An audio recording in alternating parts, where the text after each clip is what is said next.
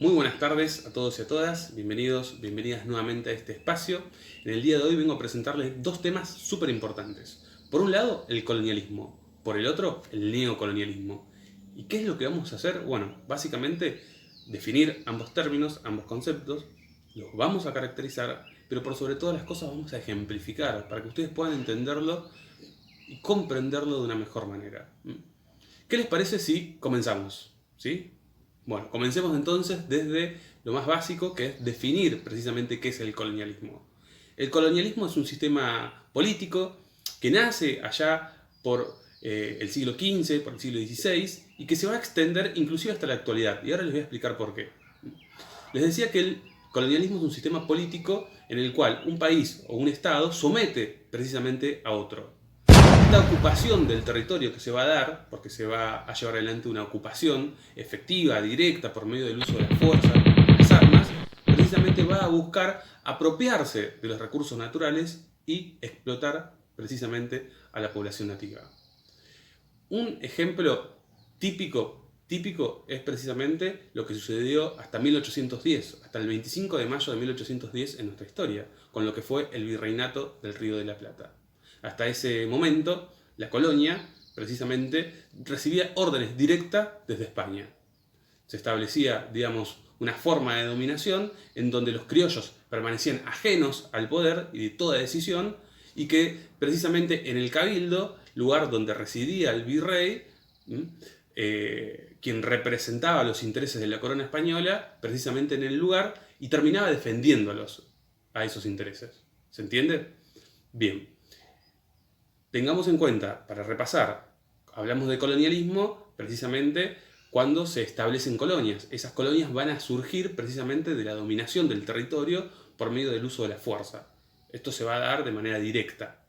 El país, pueblo o nación que va a ser sometido va a perder soberanía. ¿Qué implica perder soberanía? Pierde toda posibilidad de decidir. ¿Se entiende? Posibilidad de decidir desde el aspecto económico, desde el aspecto político, e inclusive su cultura se va a ver sometida.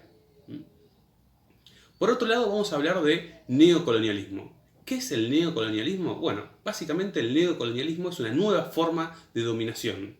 Neo significa nuevo y básicamente a lo que apunta es a extender el colonialismo sin los costos del colonialismo. Porque ¿cuál era uno de los principales costos del colonialismo? Precisamente que había que desarrollar, ¿no?, todo un andamiaje militar precisamente que pueda sostener esa dominación sobre ese territorio. El neocolonialismo lo que busca precisamente es la continuidad de ese colonialismo sin la dominación de ese territorio de manera efectiva, de manera directa. En este caso, los países van a ser independientes, van a tener soberanía, o por lo menos esa soberanía les va a permitir tomar ciertas decisiones. Va a haber gobiernos que van a ser elegidos democráticamente, por medio del voto, por ejemplo, pero sin embargo, en la cuestión económica, si nosotros prestamos atención, los países se van a encontrar dominados, sometidos a los designios, por ejemplo, de los países imperialistas, de las grandes empresas, quienes son los que van a terminar definiendo, ¿no?, a partir del lobby, esto es la influencia que ejercen sobre el Congreso o sobre la clase política, sobre el poder político. Un ejemplo claro y típico es el endeudamiento también que se lleva adelante en los países de América Latina, inclusive en el nuestro, durante mucho tiempo. Y no quiero decir nada, pero bueno, hasta hace muy poquito también. Cuestión que se está resolviendo ahora. A ver, ¿cuál es el tema?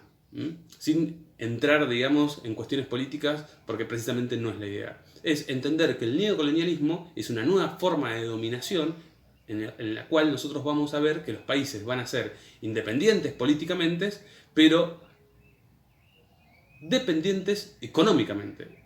Y esto se va a dar precisamente a través de la influencia de las grandes potencias en nuestros países. Particularmente hablo de América Latina. La gran empresa, con sus filiales, digamos, de origen en las grandes potencias, van a extraer las rentabilidades, las ganancias y las van a llevar precisamente a sus países de origen. La deuda, a través del Fondo Monetario Internacional, también es una forma precisamente de sometimiento, de dominación, donde el país precisamente sometido tiene que aceptar, a partir de ese endeudamiento, una receta económica que tiene su sede precisamente en Washington cuando hablamos del Fondo Monetario Internacional.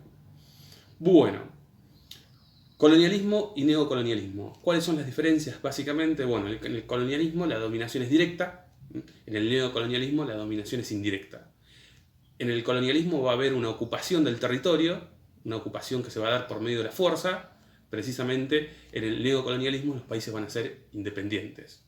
La dominación va a estar siempre presente, tanto en uno como en otro. Lo que cambia son las formas. ¿Se entendió? Y ahora, como para ir cerrando, un ejemplo. Colonialismo, el virreinato del Río de la Plata. Y si quieren uno actual, precisamente nuestro país vive de cerca, en carne propia, el colonialismo. Y que es precisamente el de las Islas Malvinas. Hoy en día, la soberanía de las Islas Malvinas está en Gran Bretaña. Está precisamente en Inglaterra.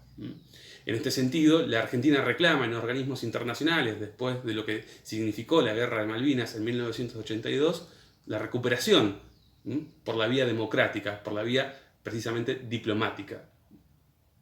Por el otro lado, un ejemplo de neocolonialismo es el sometimiento de los países latinoamericanos al endeudamiento, al poder de las grandes empresas que definen los designios y que hacen lobby precisamente y presionan al poder político.